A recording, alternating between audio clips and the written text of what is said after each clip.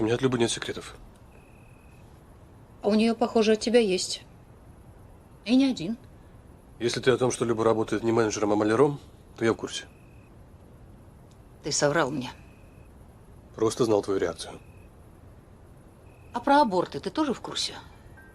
Ты сказала ему, что ты не можешь иметь детей из-за многочисленных абортов? Прости.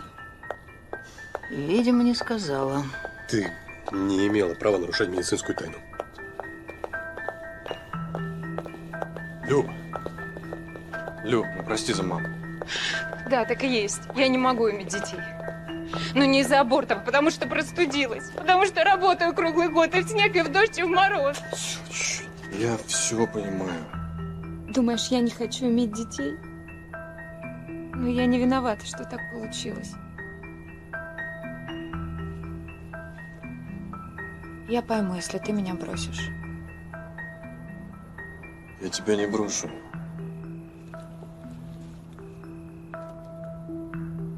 Ты лучший на свете. Переночуешь сегодня у меня? А как же соседка твоя? А ее не будет.